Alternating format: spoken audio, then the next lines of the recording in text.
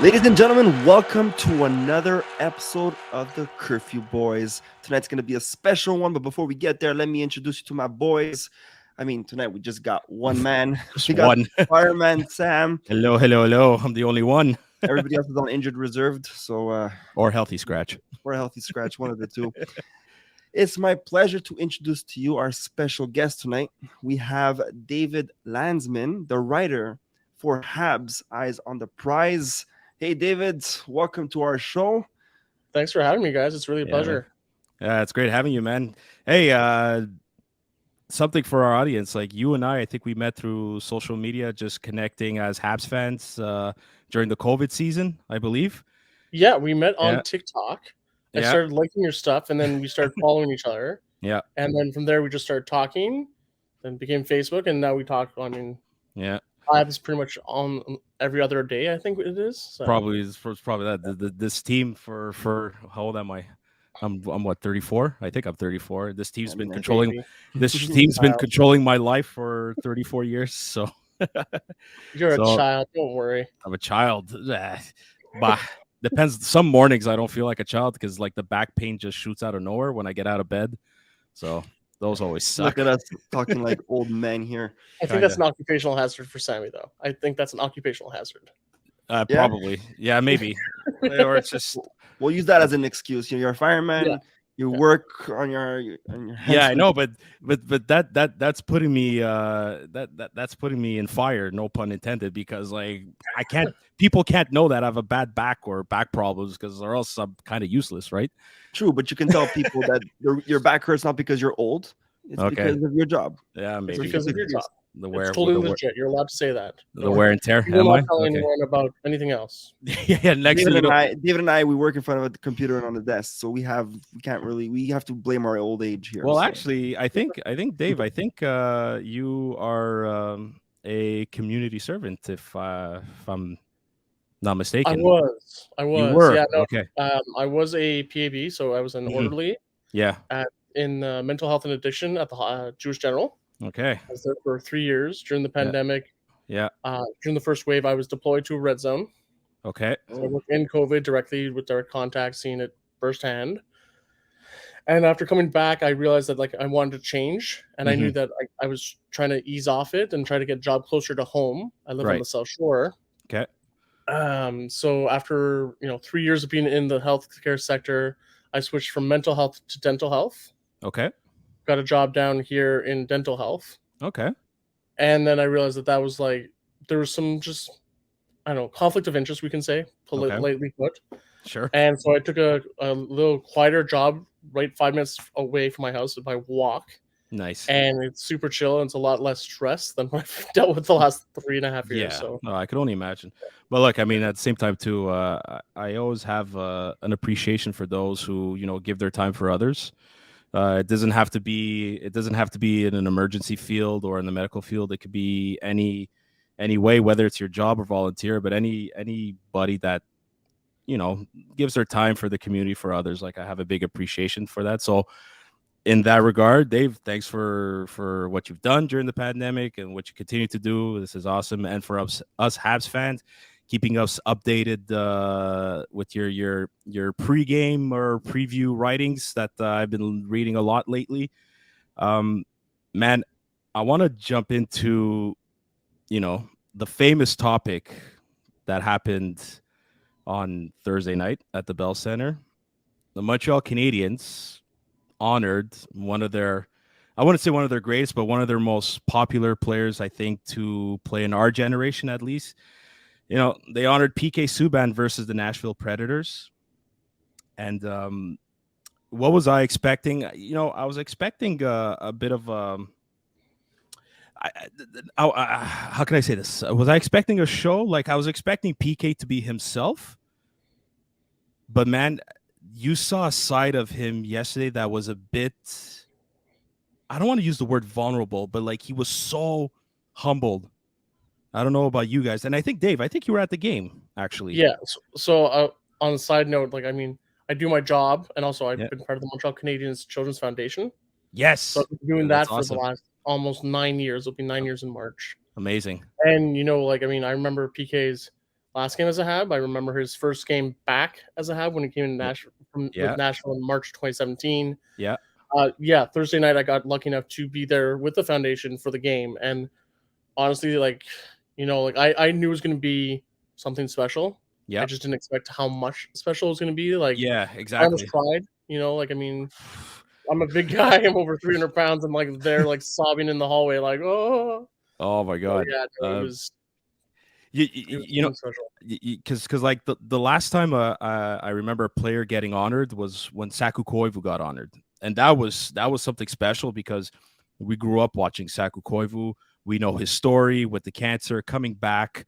You know, he's one of the he's tied as the longest serving captain in the history of this organization, of this team. So that was special. I wasn't sure if it was going to be somewhat the same with PK, but man, like, I think he kept it, I want to use the word short and sweet, but his message to current players on point. Like, oh my God, was it ever? So I'm gonna say something. I was about, like, we were about to go. So Zook and I, Badass Zook, he's one of our members on the podcast who's not on the show tonight. We work together, and we were going out for drinks after work, and we were contemplating on going to the game. Now, like you had said at the beginning, Sam, you weren't, even you, Dave, like you guys said, no one expected what we saw yesterday. We thought it was just like a video, and we're going to honor Subban, everybody's standing ovation. That's it. That's all. I did not expect him to come on the ice and have a speech and then the whole Carey Price situation. I thought it was just going to be a normal honor. Like, you know, when players come back and they have like that video and then everybody gives that clap and that's it. I thought it was going to be that simple. Now I highly regret not going to the game last night. Like, we had the tickets on StubHub, we had them ready to purchase, and we're like, is it worth spending $120 in the Blues for just a game to just clap for Subban and that's it? That's all. All this to say, what an amazing speech! It gave me the goosebumps. Like you, David, I had tears coming down my eyes. I was so we were out watching the game in a bar. It wasn't the same effect, but in the car, we listened to the whole speech while driving home, and you see me all alone like a little baby crying by myself driving back home with the snow coming down. And I was just like, it was just all this to say, that message was, it was on point. It was on point. But let's rewind to the trade. Okay. I want to ask you guys this question first before I get to what I'm about to say. So, David, first, you, since we never asked you this question because we weren't friends back then, but how did you feel that moment you heard the Weber Subban trade? So I remember exactly where I was. I can tell you verbatim, like, where I was, what was going on. So at that time, June 29th, 2016, around 2 o'clock in the afternoon, I was working at Kudo in Montreal. What were you wearing? Sorry, because you were. I was wearing my black Kudo outfit, just like a nice Kudo on the side. What color panties were you wearing too? Do you remember that? They were probably boxers. They're probably comfy boxers dealing with my cracker box. But I remember because I was literally, like, I was working at Kudo at the time, and I had just gone on lunch break. And during my lunch break, I remember checking my phone and I saw the Larson for Hall trade. Yes. Okay. And I was like, oh shit, like, that's a big move. You know, like, that was like, it wasn't caught off guard because I knew that Hall was on the decline in Edmonton, but it was still like, oh, whoa. So I finished my lunch break being like, well, okay, I dissect that. I come back to work and I'm at the cash, like at the kiosk. And within maybe, I don't know, 20-ish minutes, my boss, who was not by any means a hockey fan, was on his phone. We're working for a phone company, so takes out his phone. And he's like, oh, hey, David, les Canadiens ont échangé PK. I'm like, I thought he was kidding. I straight up thought he was kidding. I was like, that's not even funny. And I'm like, he's like, no, seriously. Like, he's like, you can look at your phone. So I pulled out my phone and I was like, oh. Like, and I said, like, every expletive, like, known to man, because you know what? For me, like, I mean, I've been a Habs fan since I was about 4. I'm 36 now. And, like, this was probably the biggest, saddest moment because it just happened so suddenly, especially considering also, backtrack. Just a few days before was the draft. Yeah. And at the draft, they asked Bergevin straight up. They're like, "Hey, are you going to trade PK?" He's like, "No. I like." I'm so glad you mentioned that because I was about to, but no, awesome. Yeah. But like, exactly. So anyway, so when the trade happened, I was like livid. I was upset. I was angry, and I was like, everyone honestly came up to me because they're like, "You're our Habs insider. What are your thoughts on the trade?"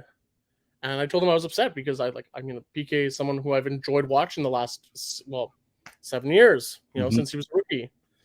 But yeah, the pill sunk hard when he was traded. I will give you that. Yeah, I remember exactly where I was too. I was with my buddy Nick, and who's a Habs fan himself. He broke the news to me. Actually, no, hold on. He broke the news to me, but like I think we both got the notification together on our phone. And I kid you not, I did not know what to think and what to feel, because I have no problem admitting this. I loved PK, his time with Montreal, but I loved Shea Weber too, with the type of player that he was with the Nashville Predators at the time.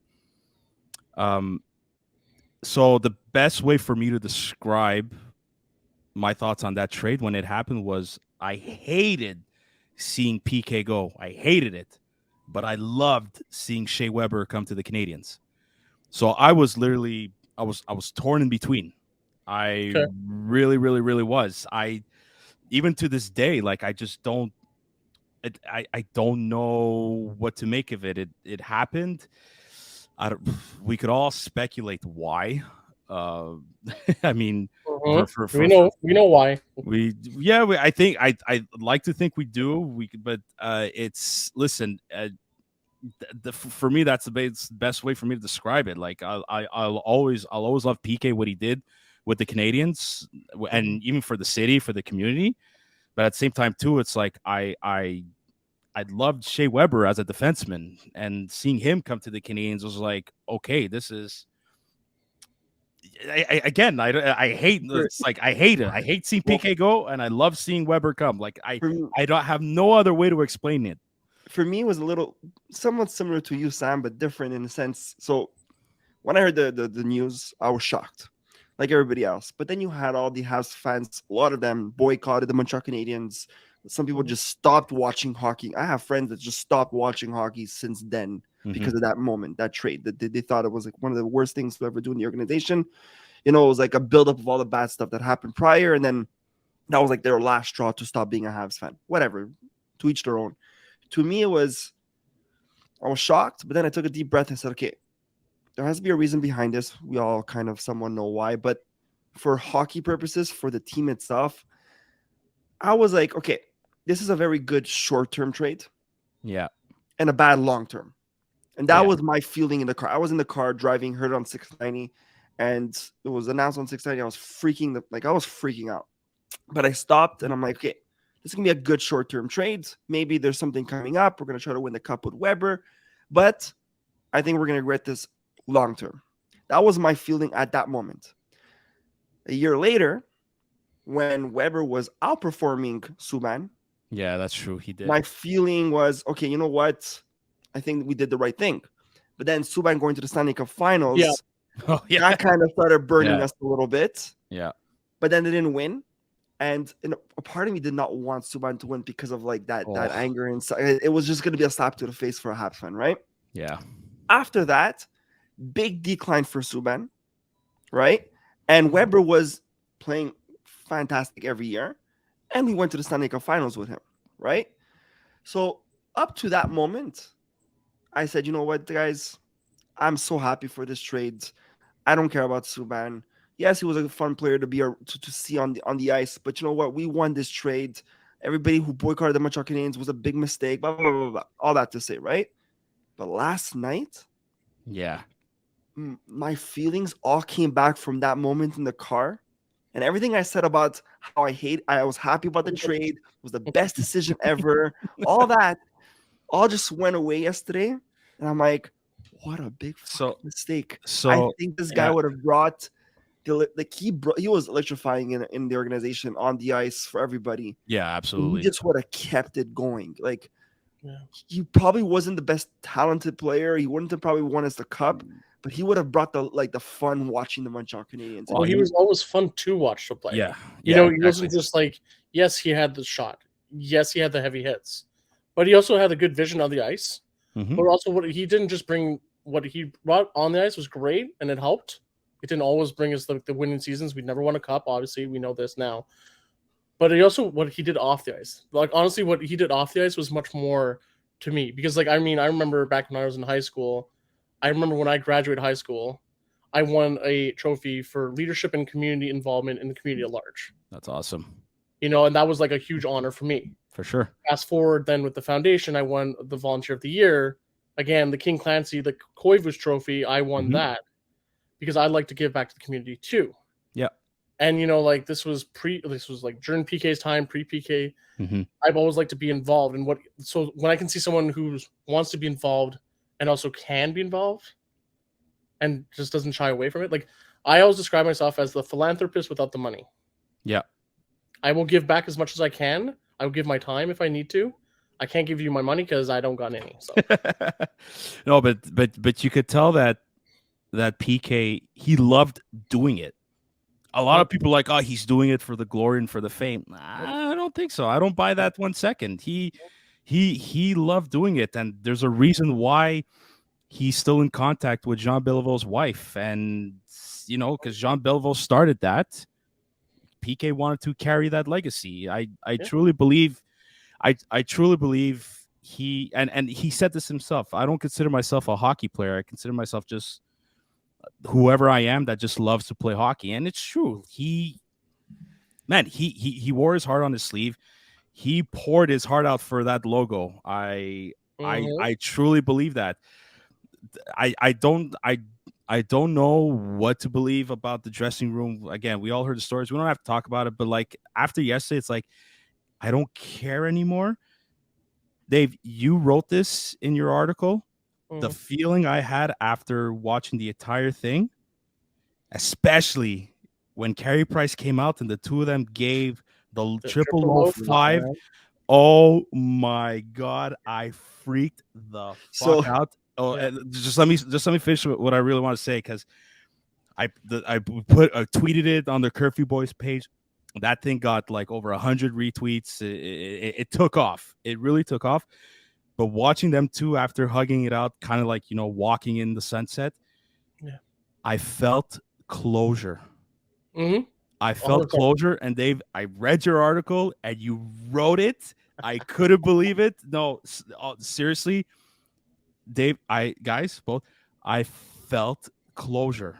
Like I feel like, and not just for PK, and not just with the whole everything that happened in the trade.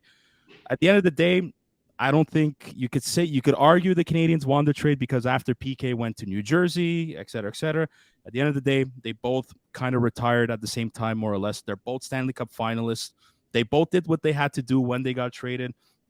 But when you saw Price and PK walk off the ice, I felt closure. I felt like, you know what? It's an end of an era. Both those guys practically gave their blood, sweat, and tears for the logo, for the fans at the Bell Center.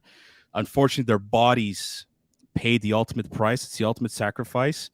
If you were to ask any of them, would they do it all over again? They would say yes in an instant. Yeah. But I felt closure. Dave, if you want to continue on that. Oh, no, 100%. Like, you said that the PK and PK and Shea both are retiring around the same time.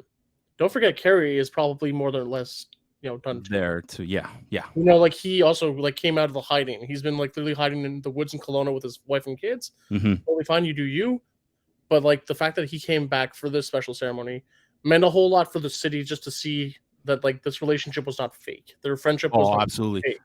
Absolutely. And it also felt like it was nice to have that little classy 0005 after my God. The end. When Bergevin says, "I don't want you guys doing that. It's not professional." It's was it him? Was it him or was it Teddy? Not to go slightly off topic. One or the other. It was one or the other. Don't do it. Yeah. It's a distraction. I know. I think Teddy said it's a lack of respect for the game of hockey. Anyways, I want to throw something in this moment because you mentioned Teddy. So when that 0005 happened, it was the funniest thing ever. I was at the bar looking at the TV. It happened. I get up and I'm like, "Fuck you, Teddy." That was the first thing that came out of my mouth when you did that. I looked down to my phone and all you see is Sammy in cap locks. "Fuck you, Teddy." I'm like, "Holy shit!" In our group chat, in our group chat on our phones. So that thing happened. I get up like, "Fuck you, Daddy. I looked up to my phone. Fuck you, Daddy. I'm like, what just happened? And I just inside me writing the same thing. Yeah, like, you know, they were saying, I was also reading some articles today on certain websites of like, you know, why was a 0005 banned? Was it with the lack of respect? Wasn't Therrien didn't like it, whatever, or the fans didn't like it? I'm sorry, but that reaction from the fans and Oh my everybody God. last night, The building blew seeing up. that happen, I'm sorry, but all bullshit. All bullshit from the I'm Therrien sorry. Bergevin management. But there's like so many other things you can look at in terms of celebrations. There's so much less class that have gotten away with it. Like, I mean, I remember back in the day, Andrew Ference scored a goal in overtime against Montreal, and celebrated by giving a big old fuck you to the fans. Yeah, I remember that. You know, I like remember that big time. And like there was no, I think he got maybe like a $2,500 fine. Yeah, You know, like that's classless. And then you have like people like Sean Avery, who his entire career was a classless act. Yeah. Just Annette. I mean, like, no offense to Spin Chicklets and all his like whatevers, but like he was not a classy guy on the ice. No, he was not. I mean, the fact that we want to respect the game, it's like they're high fiving to each other before they just get off the ice, and when they win, obviously, like they're. Yep. I don't understand the logic. Listen. You could argue that old school mentality, keep it classy, you win, you stay humble, you get off the ice. But I want to get into something. But going back to Dave, you saying that Price came back to, to see PK.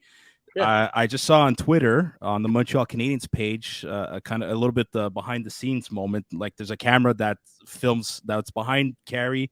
He goes on, they do the low five. When they come back off, PK hugs Jeff Molson, says thank you. He hugs Jeff Molson's wife, says thank you. Then he goes to Carey. He's like, Pricey, man. And they literally hug it out. And you hear Carey say, I wouldn't miss this for the world, man.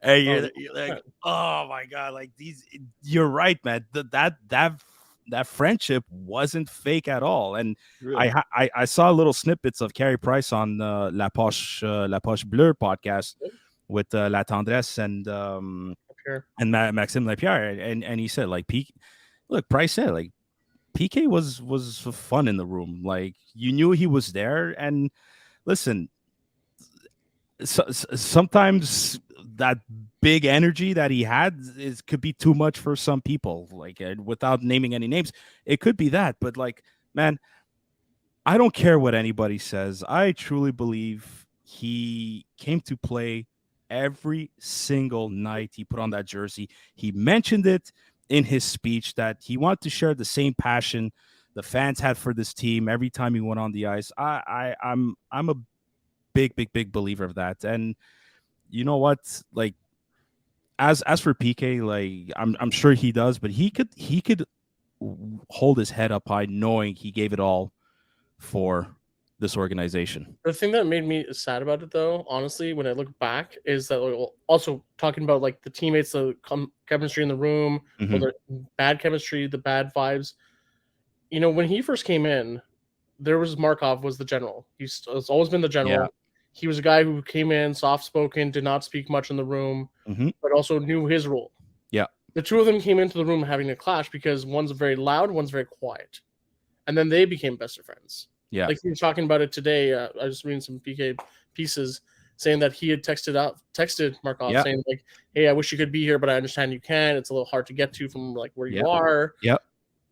And they're giving all the support. So, you know, it's well, apparently the initial ceremony was supposed to be honoring the two of them. Now listen, this is what Chantal Maccabe had mentioned to Mr. Lemay on that does On Jase podcast on LDS. Okay. They said it was released that they were supposed to honor the two of them, but because Markov's in Russia and they weren't sure what the whole Russia thing going on at the moment, if it were to be possible, but yeah, absolutely. And did you hear what PK said about Markov? He goes, this is just my opinion, but his jersey number deserves to be up there. Yep. And I agree with that. I 100% agree with that quote. And so I want to bring this up earlier, and thanks for bringing this up about Markov. But when I heard about the honoring of Subban, it kind of bothered me that they were doing that before Markov. Because now, if this is true, what you're saying, that it was supposed to be for them both, and Markov couldn't make it for whatever reason, then fine. Like, I hope that the thought was there to ask Markov Yeah. to do this, because Well, if look, it wasn't, they're saying it was. Is it true or not? Is it a bit of damage because if I control? was Markov, it's a slap in the face. The guy played, and that's another His thing whole that I'm career. pissed off of. He never hit the 1,000 because for Yeah. whatever reason, sure. right? But Yeah. like, fuck, if you would You have. know, that. no, I totally agree with you, Auntie. You know what I would have loved to have seen though? I would have hoped to God Jeff Molson would have given him a 1-day contract so he could officially retire as a Montreal Canadian. Same for both of them. Yeah. For Yeah. both of them. Yeah. The thing is, Yeah. like for Markov, it was like he was 10 games away from 1,000, and they didn't even want to give him a small, like, 1 year, like what's called entry level contract, like Yeah. 1 mil, 1 year, 1 mil, and you play 10 games. Oh, you're injured. You have to go in LTIR. Okay, we'll suck it up and pay the $1 million in cap. Yeah. But they didn't do it. And the thing that bugged me also is that, like, for PK also, like, I mean, for Markov, he retired from the NHL, but he went to the KHL, won the Gagarin Cup. That's right. Which was amazing. Yeah. But then, like, for PK, I felt bad because he played his 7 years with Montreal, had a great time for more or less most of the time. Yeah. Then went 3 years in Nashville, 3 years in Jersey, and then he was a free agent. You know, this is a guy who has won the Norris Trophy. Mm-hmm. You know he can put up offensive numbers. You know he can hit you hard. He actually remains pretty healthy. When he's healthy, he's great. Yeah. He has not had many injuries in his career, and nobody took a chance on him. And I was sad. I'm literally screaming at, like, I'm like, hey, Jeff Gordon, Ken Hughes, hey. Oh, I think him on a 1-year contract. It's fine. I think we all were, and he didn't have many injuries, Dave, but I think those injuries were enough to slow him down, because you saw, like, I get it. You know what, if we look at this season, it's a season for development, for experimenting, use whatever word you want to use. It would have been a low risk contract had they gone for it. But you also, I don't think this is the reason why they didn't do it, but if you look at the big picture here, like, PK coming back to Montreal, there would be so much pressure on him to perform the same level he did in his prime. There was the last time the Canadians played the Devils and I saw PK play, you looked at him like, man, it's too bad he's just a fraction of what he used to be. At least that's what I noticed. Like, he's playing a simple hockey, but, like, the PK we remembered and loved on the ice was the fast-paced, fast feet moving, skating, puck moving defenseman that was able to do the Savardian spinorama and, man, come out of the box and deke the shit out of, like, the defenseman and the goalie at the same time. You know what I mean? So he wasn't that same player anymore. But to me, and Dave, I felt the same way. You know, when he was a free agent, I was screaming at the TV, "Come on, like, do something, just 1 year. That's all we need." And it would have been nice in the sense that he would have been the veteran on the defensive side, right? We have a young team. Our defense starting of the season was, on paper, no, we have no one on the right side either, right? We needed that veteran, and he could have been that veteran, right? So looking at that way, yes, it would have been nice. But I think, and I said this in one of our earlier podcasts, is this was old world mentality of the organization of recycling players, bringing old coaches back, old players back, just to fill in the gap or whatever. I think with Gorton and Hughes and the whole new management, and as you can all see, and we all love it, new vision. They're moving forward. They're looking ahead. Brand new young team. We're not bringing back old people just to. There's no Bergevin's mentality, and was all like doing things with emotions. Right, there was no logic to anything. Some logic, yeah, but there was a lot of emotions. You know, let's bring him back as whatever. This management is, we're building a team. I strongly believe they're building a fucking dynasty. Okay, with the brains. How many in our lifetimes, or like just? No, I believe it's coming with this organization. the way this is just my speculation of what I've been seeing, the little moves they've been doing, the smart. We've been having an ongoing debate here. We'll discuss this later. Later in the episode. But I believe that this organization, Gorton and Hughes, could build something special for this organization. So that was a reason why I believe that bringing back Subban was the wrong move, because of the new vision of this organization. I think if it was the old vision of Benjamin, yes, let's recycle, let's bring him back. Yeah, but I don't think Bergevin would have brought him back. Oh no, he wouldn't have. But can you listen? Just for having fun here, can you imagine if he did? If Bergevin was sold to GM and he did bring back PK? Yeah. I mean, the thing is, you were talking about the leadership. Is that like he could have been the 7th or 8th defenseman? Mm-hmm. He did not have to dress. He could be that presence in the room. You know, like right now, you have Gallagher, who was supposed to be gone 2 weeks, now he's gone 6. Mm-hmm. You know, he's having a quieter year. He's only got 4 goals, but like he's still a leader in the room. Yeah.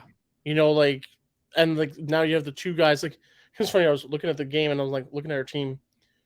Our team is two stars, and the rest is just like up and comings and developing, as you were saying, Anthony. Like, you know, you got Suzuki, you got Caulfield, and then I'm done.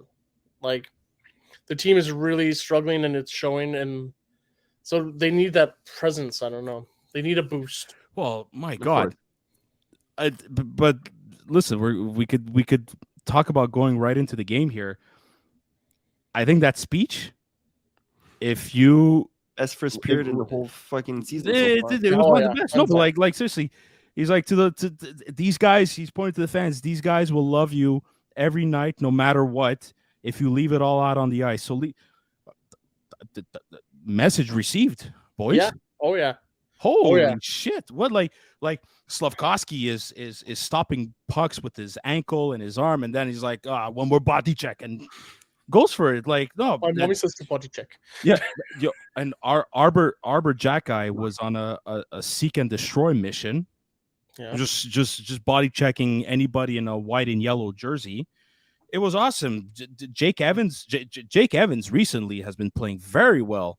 He's been finally, but I don't know how he didn't bury that breakaway. But anyway, oh my God, inches. No, but like it's like literally message received. I think PK speech.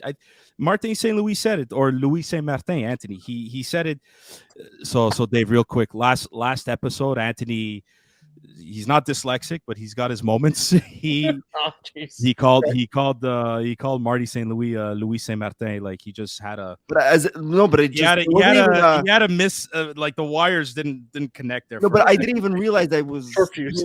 No, but usually like I would catch on if I fucked up, but I was still continuing, and all the guys were laughing, and I'm like, "What are you guys laughing about?" Like Luis Saint Martin. I'm like, "Yeah, Luis Saint Martin." And I had to break the science of like, "Yo, like who it didn't click." It took me a while to click. But anyways. The wires lost connection there. To our fans, we're gonna make T-shirts. Luis Saint Martin. A lot of fans liked it. So well, actually, it's a fan said happy. We got a DM from one of our followers saying, "Friday the 13th is happy Luis Saint Martin Day." So. We can make something out of it, but no. But he said it best. He's like, PK did his job tonight. Was to bring the energy. That's the kind of guy that PK is. PK, he brings energy wherever he goes, not just in hockey, but I'm pretty sure someone like that. And like David was saying, that's what would have been nice to have in the dressing room this year is that booster. And you know what? Who's to say? I know he got that contract for broadcasting, I believe. But 3 years. Yeah, 3 years, huh? Yeah. Forget it. I was gonna say, can you imagine coming in the organization? You never know. I mean, like he's 33 now. 36, yeah. He's never know. Oh, he's young. Yeah, he's 33. It's never too late. It's never too late. But listen, the more you think about it, what did Carey Price say in his last press conference? He's like, "My dream is to win the cup, either as a player or one way or another." Yeah, I think PK is gonna have that same goal. Yeah, the only trick is that like then he would have to live in Montreal. Angela would not be agreeing with that. So yeah. Well, there's rumors that they're moving out, or she made it official. They're moving back out west to Kelowna or I think there's going to spend time between Kelowna and Washington. Yeah. Yeah. So I don't know, but you're going to see in like 5 years, are going to be like the Seattle Kraken have signed PK Subban. The goaltending coach.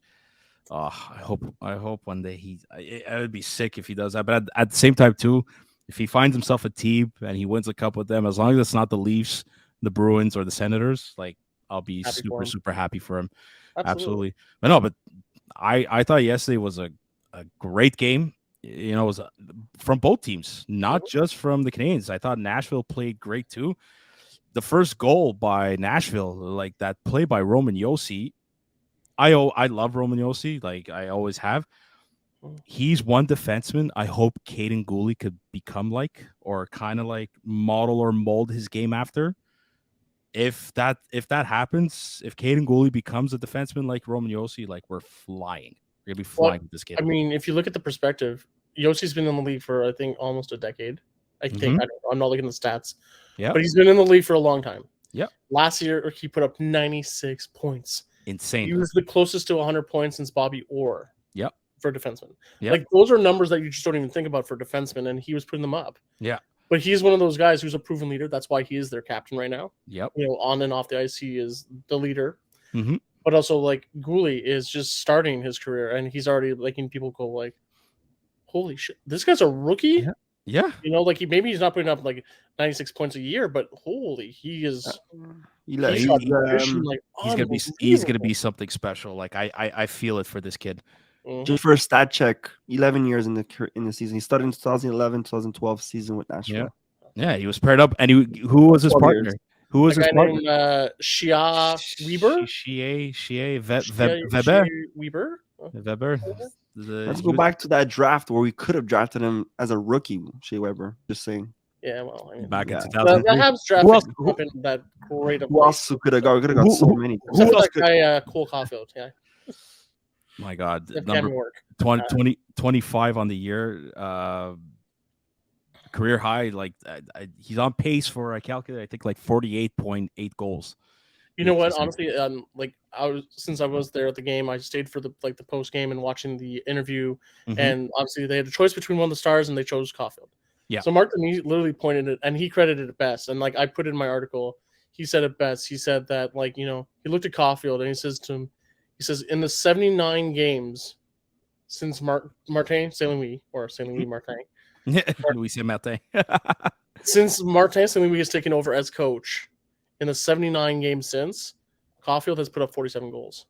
Insane. Yeah, it's nuts. Like, that is freaking believable. Yeah. You know, we have not seen this kind of, like, offensive flair.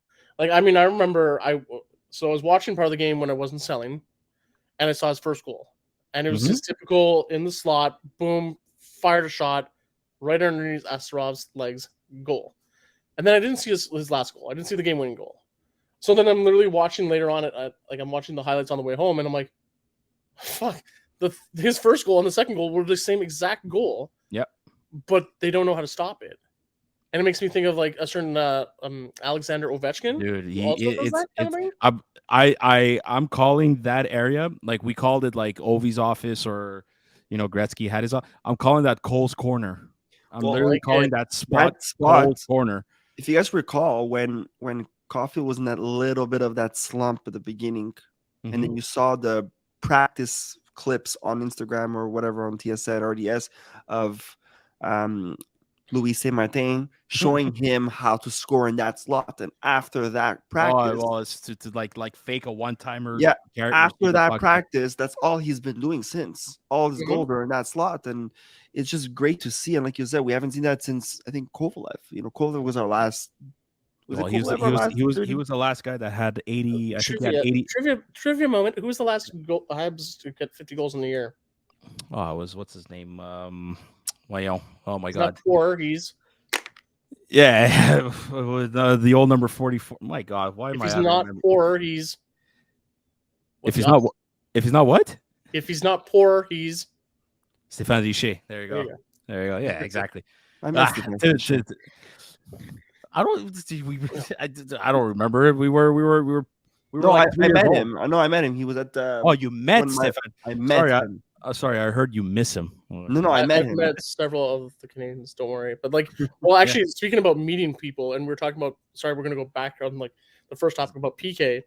I remember the very first time I met PK. Mm-hmm. If you'll look at his picture, is him and I on Facebook. Sammy, I'm baby. sure he's seen it. I've seen it. Yeah. You're So both that babies. picture is an oldie. When I showed it, like when I posted it on Instagram, my uncle's like, how old is this picture? It was from October 2010. Yeah. So I met him at the blood drive, and I remember that back then I wasn't with the foundation, and I knew that we were only allowed to ask for one autograph, maybe two. Okay. And I had asked him for 6. Oh wow. And he laughed and joked and says, "Sure, I'll send them all." And the 6th one I wanted to give to a friend of mine, and my friend always called him Subaru, Okay. not Subban, not PK, just Subaru.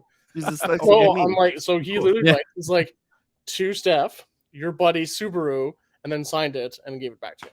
That's You amazing. know, and like jokingly, like smiled, laughed, told a joke, and like he was really a man of the people. But anyways, that's another thing. He really was. And okay. Sorry, I I got sidetracked about PK. No. I'm happy you came back to that because this is a question I wanted to ask you guys. So, look, I remember I watched PK's career. I don't remember much of him in the minors when he was with the Bulldogs. I remember him with Team Bulldogs, Canada. I remember him with Team Canada.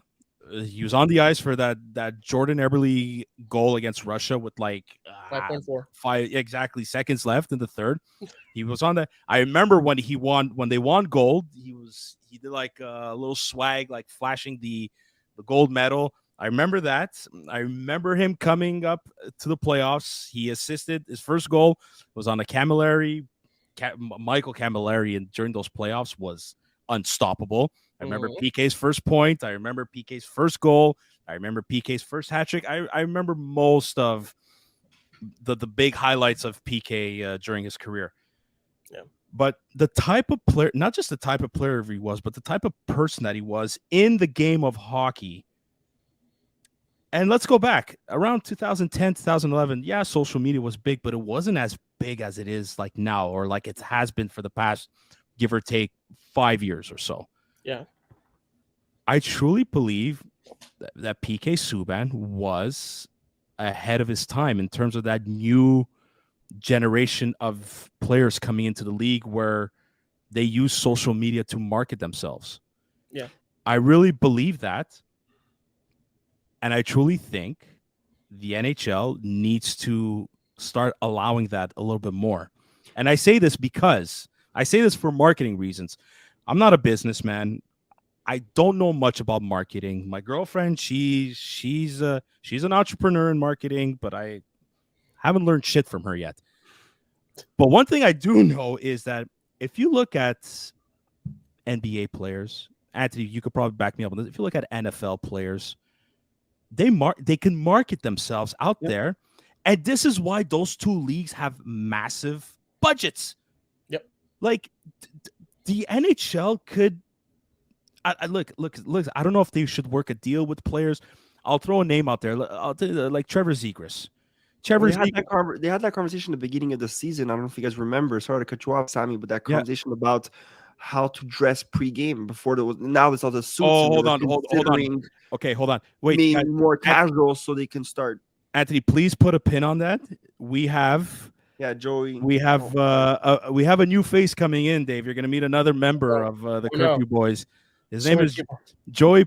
His name is Joey Palmieri, also known as the Statsman Joe, because he's actually very good with numbers. I took your place before. There was a stat moment, and I went to go search it. Go see how many years in the league. Your gig's in jeopardy, Joey. Yeah, probably. I mean, I'm good. I mean, there's obviously a lot like great guys out there that I try to learn from every day when it comes to stats, really. Okay, Joey, David, Joey. Nice to meet you, David. Joey, Anthony. Anthony. You don't need to know much about Anthony. Don't worry about it. He's no, too much. Okay, Joel, here, listen. You're coming into this conversation where we're obviously talking about PK Subban. We touched a bit about, or a lot. Tried to stay away, but then David brought him back. David brought him back, and I'm so happy he did.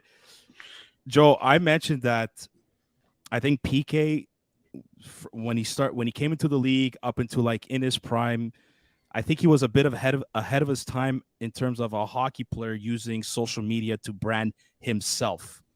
You know, especially guys, if you remember, like his logo was the celly that he did with the number 76 behind. And Joe, what I'm saying is that I think the NHL really needs to let these players go down that path as well for marketing purposes.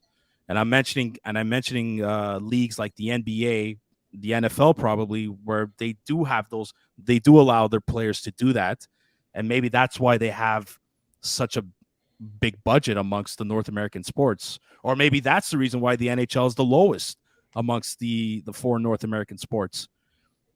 Did I think PK was ahead of his time, and I truly believe the. Listen, I will say this: he was lucky.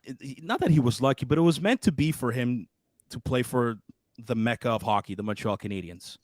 He didn't need to market himself in order to draw fans to him or to draw fans to that team, because his performance was it explained it all. Everything he brought onto the ice was enough to be like to draw fans to the arena.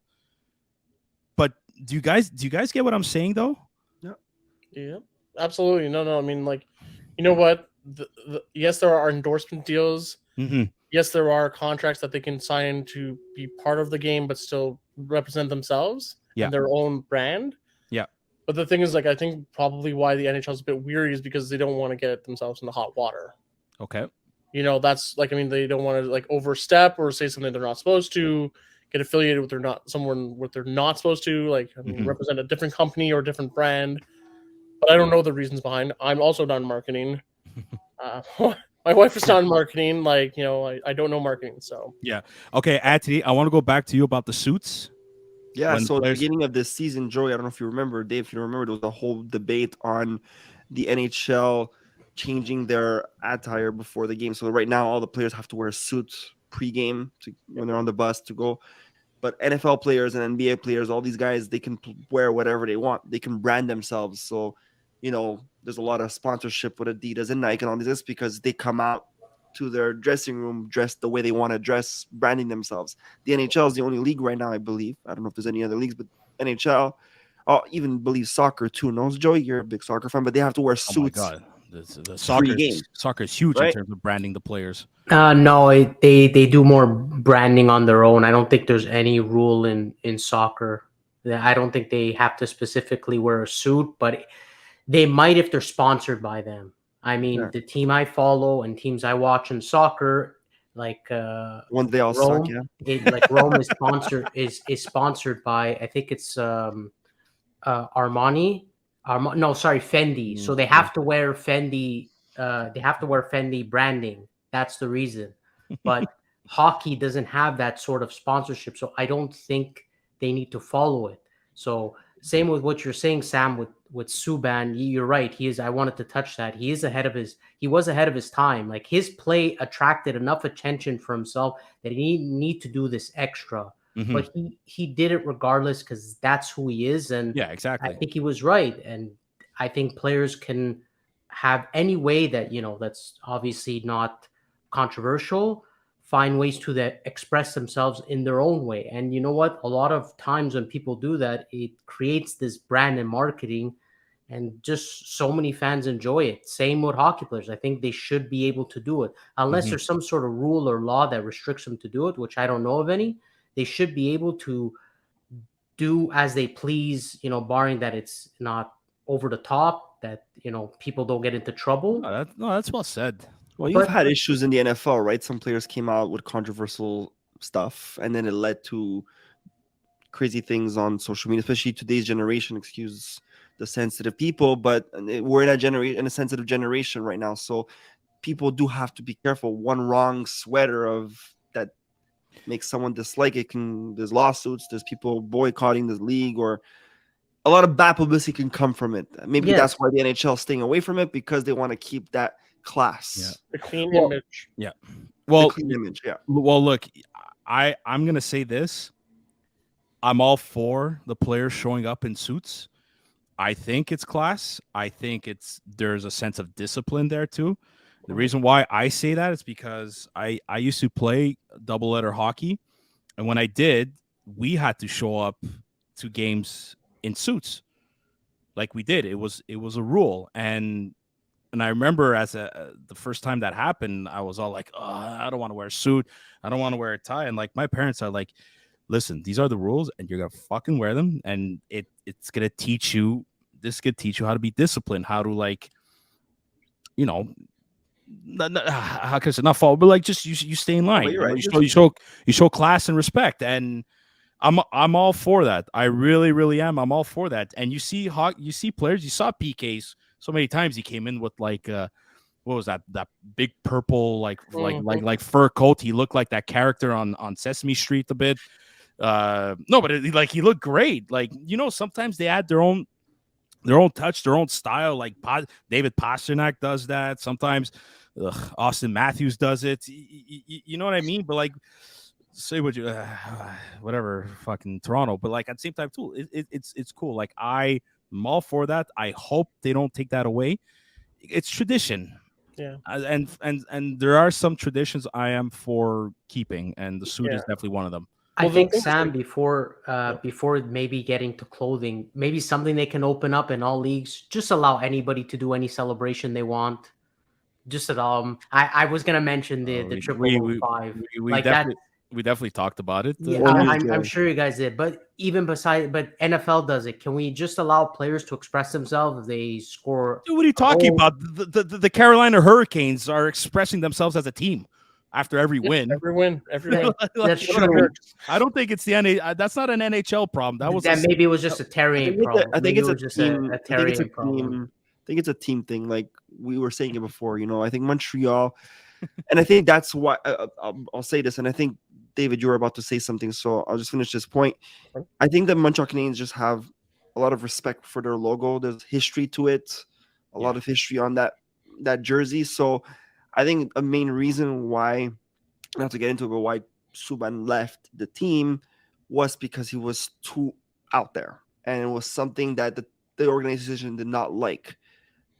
Well, that type of player was good other teams, but for that logo, for the organization, for the history of the team, they did not want to pull the plug of the class and the respect of that history of the Montreal Canadiens. Sam, I think Anthony said it right. I think it's more of a team thing. I think teams talk about like what they can do. Carolina probably just says do whatever you want, but I think other teams for sure. But have more.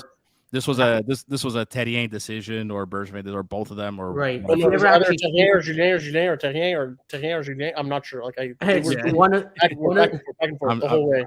I remember one of the recycled coaches. Yeah, but if you even see Carolina's Twitter, have you ever seen Carolina's official Twitter? The Hurricanes.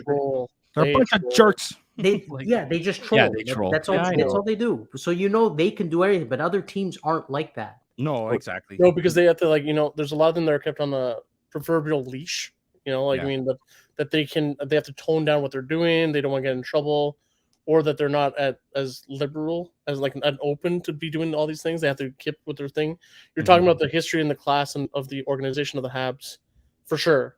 But I know also that there are a lot of times that, like, you know, sometimes NHL teams do like to have fun. You know, like when it comes time to, you know, the Winter Classic at Fenway the other day, when the Bruins came out all in Red Sox uniforms of the olden days. Yeah. Or during Christmas times when they had Kaprizov and Reeves come out as a Santa and Elf. They like to have fun and they like to be a little bit loose.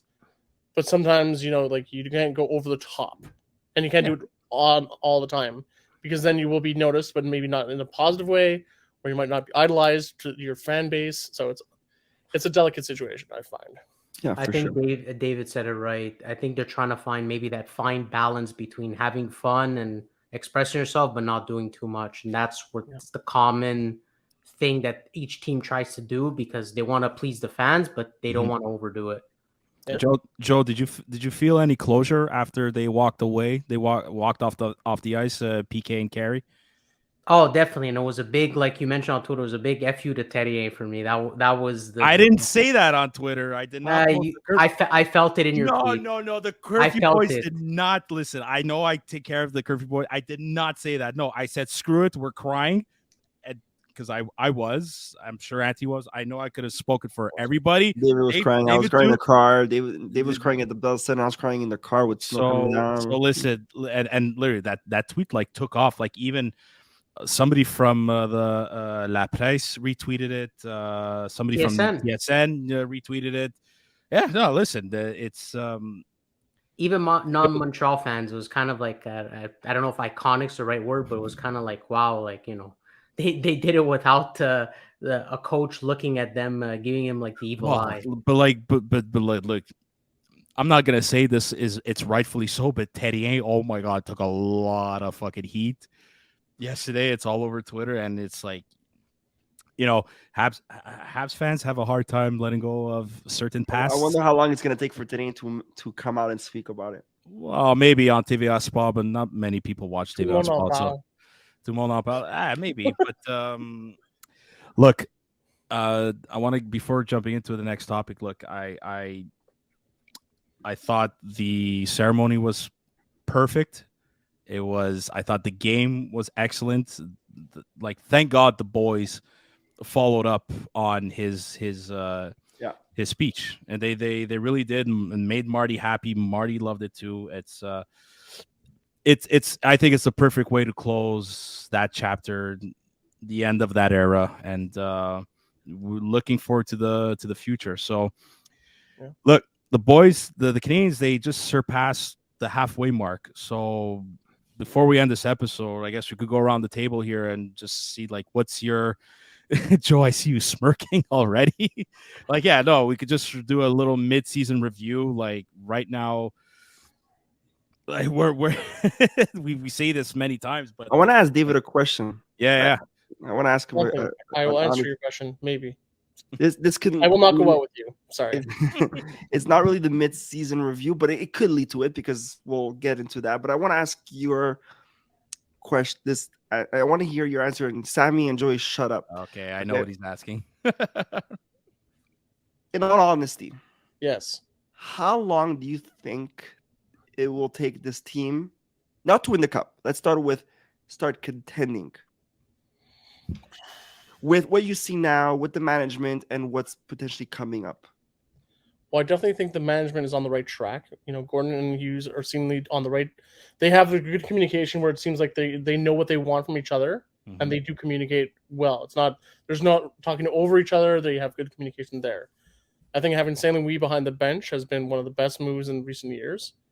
Although when he was first hired, I was a little bit skeptical. I was like, this is a guy who... Yeah, but we all were, for sure. Yeah, but I mean, like, yes, he's a guy with a great history in his NHL career, but he's never been behind the bench at a professional level. But I think, honestly, with, like, the prospects coming up, like, with Gooley being healthy, when he's healthy, with the team around him, with, like, Caulfield and Suzuki and Doc and even Monahan, like, because he's been healthy this year. That was a big question mark at the beginning of the year. If this team stays healthy, I'd give it another few years, probably about the 4 to 5 year mark. Oh, yes. Yes. I'm ending this episode right now. I'm out. Ciao, guys. Bye. See ya. Okay. Okay, so it's an inside debate that we have. I think that the team will start contending at the 4-year mark and hopefully win, between 4 to 6 years. Sammy thinks it's 9 to 10 years. Joey thinks it's 35 years. That they're gonna probably win. If you meant win, I meant, like, okay. That's what I want to know. You when said contend in 8 years. I didn't say I'd that. say no. I'd say that they could contend. They could do well if they keep with their youngsters and that are developing in the upward progression. If they stay at the same point, like if Caulfield comes into next year and he's at the same level, I mean, that's great because he's having a great year. But we also need him to pick up. We always need people to pick up their game. Like Doc was brought in the offseason and he's got 7 goals this year. That's not so great, but we'll take it. We'll take it 7 more goals than we would have had without him. So, yeah, no. And I know that one thing that we really do need to address is definitely the goaltending. There's no thank question you. there. Thank you. Like, that to me is super key. And look, we could argue take Vasilevsky out of the picture in Tampa Bay. A lot of the goalies that won recently, they're not like these superstar goaltenders at the caliber of like a Vasilevsky or even Carey Price. Let's be honest. As much as like Braden Holtby and Matt Murray played well during those playoffs, they're not. I wouldn't rank them as the same level as like what Price was and Vasilevsky is. But if they're just good enough, they were just good enough in the playoffs to win. So like they need to. That's like I don't think goalie like Jake Allen, goalies like Jake Allen and Montembeault are even at that level. Primo. I'm sorry. I feel bad for Caden Primo. I really do. I was rooting for him. I just don't see him. I see him at most being a backup to a really, really good team. I was hoping for him to be a future number one, especially after the playoffs he had with the Rocket last year. I feel bad for the kid. I hope he proves me wrong. I hope he proves Joey wrong. That's for sure. But I'm not a big Primo fan, if you haven't noticed. Okay. Like as a starting goalie, like I mean. Oh as a yeah, but starter. the thing is, like, I thought he was going to start last night. Yeah, Just saying. Like, I thought he was going to start last night. we Okay. You know, I we've thought had we'd we've had this against debate. Askarov and battle the wits of the youngsters. So Right. Yeah. Just what since we've been doing this podcast, we kept an eye on Primo because we needed a goalie, and we just had this debate. And I just claimed that I don't think he's a number one NHL goalie. So when people had this hype in him, I just couldn't see it in him, and well, I don't know. It's not turning out to be great. In terms of goalie, I'm keeping an eye on Yakudobis in Ohio State in the NCAA. Like Sam, the 2021 NHL draft regret. I'm telling you. Yeah, I know. They will come back. I wanted David. I wanted them to move up and draft a goalie instead of what happened with Mayu because there were two goalies that went in the first round, which is almost unheard of in these days. And Montreal, that was the right time to draft a goalie. And I don't think Bergevin, I don't think he even tried. That's my feeling. It could be wrong. I don't know the background, but I don't think he tried. you know who one of them was, right? Sebastian Kosa and There's Kosa and Askarov. yeah. Played last night. Yeah, exactly. Askarov was number 11 in the last year's draft, I think. I'm not the. Yeah, I remember. Yeah, I remember that draft because it was like I remember thinking, look, Pecorino is retired. They have UC Saros, but then they have nobody after. They're gonna go for a goalie. But I was surprised it was a Russian. Oh, okay. It wasn't a Finn. Yeah. Well, that's true too. But Renee and UC Saros was back. Yeah. And when he retires, and then they're like, "Oh, yeah, but Lankinen, you're finished. Okay, come with the team." Well, if there's one thing Nashville's good at is developing goaltenders. So they got themselves a good one. But me at the beginning of the season, honestly, I thought that it was going to be Jake Allen number one and Primo number two because Montembeault had such a disappointing last season. Yes.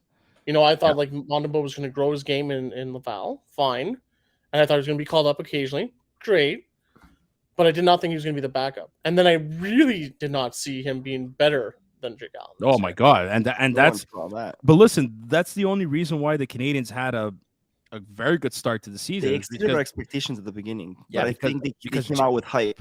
Well, because of Allen and Montembeault, like playing, like. And Suzuki's Caulfield progression, right? So yeah, but Suzuki Caulfield, we expected that. We didn't expect Jake Allen and Montembeault to stand on their heads like they did. No, at least I didn't. No, but like we had said, so now we're going back to the mid-year review, so we're going back there, so it's good. I'm sorry I kind of rerouted the conversation about the future, but so speaking of mid-year review, I think we started the season with no one expected what we saw. They exceeded expectations. I think they came out with Louis Saint-Martin saying, "Have fun, play, do what you got to do, and just enjoy the game." And that's what they did. All the players came out and they were just having fun on the ice. And because of that fun, they were just winning games. And then both goalies were hot. And we're all like, okay, what's going on here? I thought this was going to be year to tank and we were going to be last place. And that's it. That's all. But we were on that winning streak. We're all freaking out. But I think they were just having fun at the beginning. And I did say at the beginning that it won't last because these are all young players that are going to eventually get tired because of lack of experience, right? All the traveling, all the road trips, all these wins, they're not going to sustain it all year. And guess what? Mid-year, December, boom, now you see it. That 7-game losing streak or 6-game losing, whatever, was all the road trips. Yeah, 7. There we go. 7 games. So I think mid-year, we started off strong, exceeding expectations, got a glimpse of what this team could do, but could not sustain a full 82 games. That's how I see the mid-year review. Yeah, and for me, it's as long as, and I keep saying it, as long as the future young core keep progressing, and that's obviously Suzuki Caulfield, Caden Gooley. I'm not surprised by his performance because I watched him play in junior last year. His development in junior was exactly how it was supposed to happen. He got traded to the Edmonton Oil Kings, became a leadership role for that team, played so many games. He had a few injuries, but was still able to remain healthy. Won the WHL championship, went to the Memorial Cup, was supposed to play for Team Canada, the World Juniors, but we know how that turned out. But his development was exactly the way it was supposed to happen. Just playing games, just playing over. He had to have played at least over 80, 90 games. And the same thing for Arbor Jacka. He went down the same route as Caden Gooley did. He went to the OHL championship, went to the Memorial Cup, they went to the finals. So you could tell their development was taking off the right track. And that's why they were able to keep up so far in the NHL. Before Gooley went down in injury, everybody was saying, analysts saying that, oh my God, this kid, he does not play like a rookie. He plays like he's a veteran. Mm-hmm. And you wouldn't be alone in saying that. A lot of people were saying that. It's unreal. And I love this kid. I can't wait. And right now, the Slavkovsky debate just doesn't stop. And, I'm so happy that he's had 2 very good games back to back. What do you think of that, Dave? Sorry, Dave's thought about Slavkovsky. Like, do you think we had this question last episode about should we send him to Laval now or keep him playing in the NHL? At this stage, what do you see or hope? At this stage, I say keep him up. He has nothing left to really showcase. Maybe he'll go down to Laval like Kotkaniemi did back in the day, get hot and then come back up. But at the same time, I think that will take away his confidence that he's playing on the big leagues. He's played already almost every game, barring the suspension. He has 4 times as many goals as Shane Wright. So that's a good thing. He has more points in his rookie year than Joe Thornton did. Well, there you go. See, that's something. No, but honestly, Slavkovsky, sure, he'll go up and down the lines 1 through 4. You play a good game, you'll go to 1. You have a bad game, you'll go down to 4. But he's always slotting and he's always putting up what he can. He is still young. He's 18 years old. Exactly. When I say I'm twice as old as him, and I make myself feel like I want to take a walker off this interview, but he's a kid. You're not expecting the kid to just come out and shine. He's not a Crosby. He's not an Ovechkin. He's not a McDavid. He's Slavkovsky. So, honestly, I'd say let him grow within the Habs organization. If he has to be scratched a game or 2, let him be scratched a game or 2. We're not going to throw a shit fit, like Lafreniere, because we're not like that. And no, if you want to ask me if I think Lafreniere should come to Montreal, no, it's not going to happen. Thank you. Yeah. It's not going to happen. Although Joey really wanted. I wanted him at the draft. I don't want him now. Opinions change. I think that would have been a good pick for us back then, given the type of winger he was when we needed, but not down the line the way he's developed. No, now he's just you see a lot of those videos on social that are the top 10 busts of the NHL in the last 20 years. And yes, sometimes you don't give the person the benefit of the doubt. Sometimes I see Slavkovsky in those lists, and I'm like, dude, he's played 1 year. Give him a break. Shane Wright could be considered a bust. Not even played 41 games yet. Oh my God. Yeah. Really? There's too much grief about that. They're crazy. Some people are nuts. But did you guys see real quick? Unless there's anything else to add, did you see the mid-season scouting report? Do you guys see the list? So they obviously have Connor Bedard at number 1 for North American skaters. Connor Bedard number 1. And they got Fantilli number 2, and then they have keep my wife's name out of your fucking mouth, Will Smith as number 3. Yeah, and they have Leo Carlson as number 1 in European skaters, and Mishkov at number 2 for European skaters. My prospect, the one I want. Well, you want Michkov over Bedard? No. I'm saying anybody. If we don't get number 1, which I don't expect, that would be my choice. But I don't think Montreal's going to choose, given the complications of Russia and his contract. His contract ends in 2026. By the time he comes here, he's in his prime, developed from the KHL. I don't see it. I don't see it. You don't think he's gonna do pull off? No, I think he stays Kaprizov? 2026. I don't see Montreal, if they have the chance. I don't think they draft him to wait and to go through that. I just don't see it. No, because they want them now. They don't want them then. Yeah. They want them now. They're working to develop their team and to develop it fast. There's so much hype right now. So. Okay.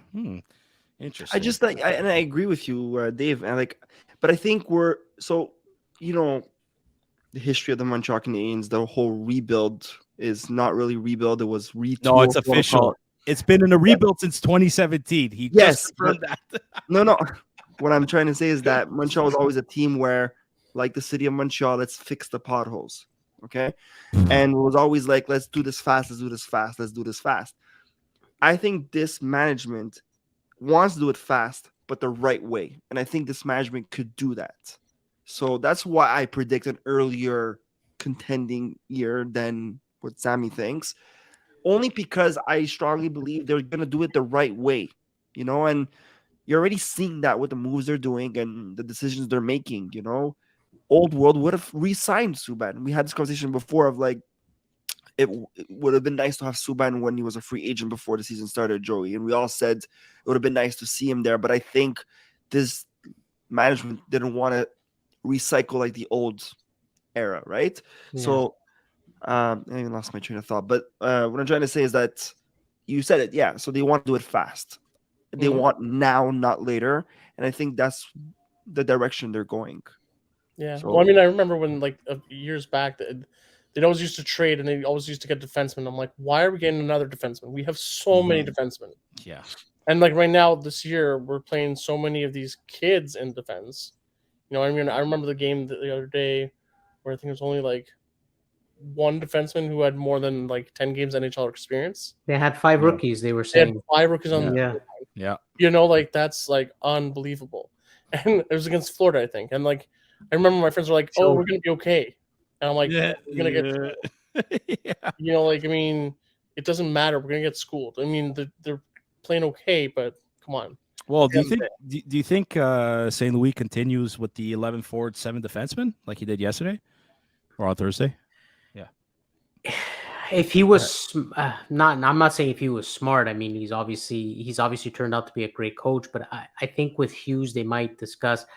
I think he's got to get the trade value up of like Hoffman, who he's scratching. So I don't know if he continues because I'm sure they want to trade him if they can.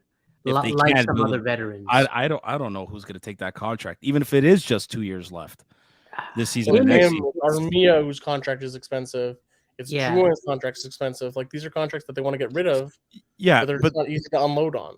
But like if you look at Drouin, if you look at Dandenov, if you look at Monahan, like it's their final year. So I think even if you retain salary, like you could get it done. At least those 3. Somebody like Hoffman. Sam. It's digestible. It is, but it's not bad. There's worse. It's like in the medium. It's not the best, but it's not the worst to take on. Well, look, I mean, Edmondson has 2. Does he have 1 year left or 2 years left or something like that? But he's on the 2 years. He's not an FA. But he's in the trade rumors. But because it's his contract, that's not that expensive. Also, what he could provide to a contending team as a number 4, number 5 defenseman, based on his experience. But I'm expecting this is like the trade rumors are going to start piling up. Like, did you guys see what San Jose's asking for Erik Karlsson? I didn't see the price, but it's probably a lot. It's a lot. It's like three draft picks and maybe a prospect. But it's the right time. He's having a tremendous year. They've had talks about him in Norris just because of how many points he's putting up. I don't think he would win it just based on it, but it's like, I mean, it's the right time to trade him. But that's what I'm saying with St. Louis. If you continue to scratch Hoffman, it's not going to help his trade value for Hughes if he wants to trade him, which I believe he'll probably shop him around if he can. Yeah, I think so too. But so I think at a certain point, decisions are going to be made more of how can I bring these guys' value up more than can I get a win tonight because Montreal's season isn't really going anywhere. Well, I think the main targets are going to be Monahan and Edmondson. Yeah.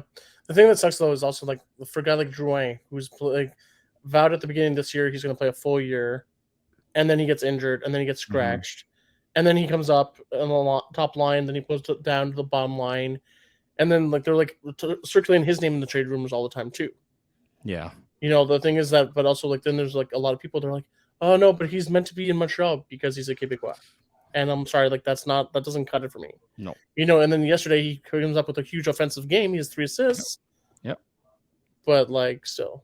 It's just look, it's not consistent when it comes to him. Like it's sad because the guy has tremendous amount of talent. Like he always has. I don't know if it's. We all know he's had some mental health issues or something. I don't know if that continues to take over. So hopefully not. I don't know. I don't know, but we have.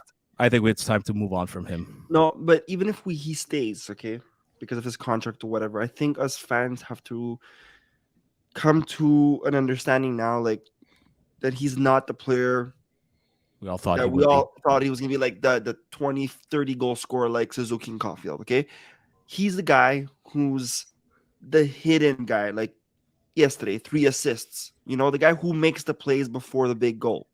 He's that guy. He's a playmaker, and I think that's what we just need to realize. That's who he is. He's that position, not a goal scorer, not a. For him to perform, he's gonna need the players, and I don't think it's gonna be available for him in Montreal. That's just my opinion. But I want him out too. But unfortunately, I think he's staying for a long run. You think he's gonna resign? He's a free agent at the end of the season. Oh shit! Yes, you're right. Sorry, I thought his contract was a little longer than. Okay, never mind. No. He's not resigning. Yeah, I thought he still had him. I thought he had. How to convince a person in 5 seconds? Sorry, no, but I thought his contract had 2 or 3 years left. What the hope is to get asset for him and to trade him by deadline, like it is for most of the veterans. But he would be one of the hardest because he's barely played well in 2 seasons. So I don't know what team would give up something for him.